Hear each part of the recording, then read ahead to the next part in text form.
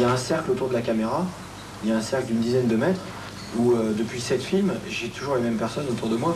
Moi, j'ai toujours l'impression qu'on fait le film à 15, parce qu'il y a celui qui pousse le travelling, le preneur de son, le perchman, le caméraman, le chef-op, les 3 comédiens qui sont dans la scène. Et puis c'est très intime, un plateau.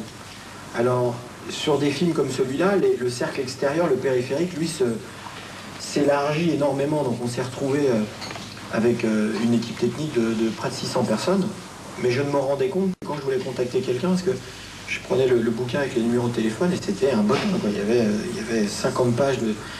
Et là, on se rend compte, on se dit, mais tous ces gens-là travaillent sur le film.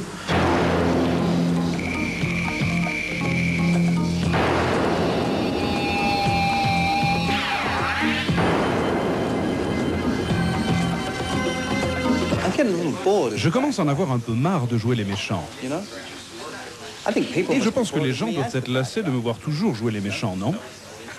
Pas du tout. Vous êtes génial dans ce registre. Oh, bien.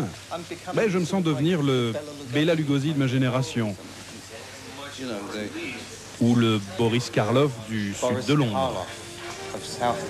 Bon nombre de réalisateurs américains se sont essayés à la science-fiction. Mais Luc a apporté une sophistication et un sens du mystère typiquement européen, qui n'aurait pas pu être égalé par un réalisateur américain.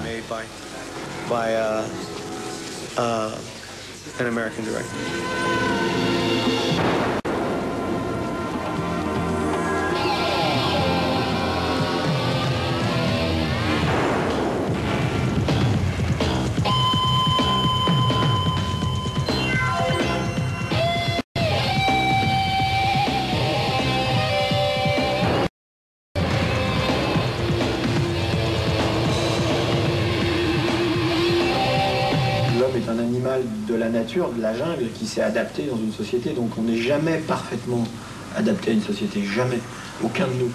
Même les gens qui ont de l'argent, qui vivent dans des belles voitures, des belles maisons, etc. Il y a toujours un fond quelque part d'angoisse ou de mal-être parce qu'on n'est pas adapté à ça, on n'est pas né de la société. Donc c'est vrai que je mets peut-être toujours le doigt sur cette petite faille-là qui fait que les gens sont intégrés, mais jamais complètement, parce qu'ils rêvent toujours d'autre chose, quoi. Il y a toujours un petit twist chez eux qui les fait rêver.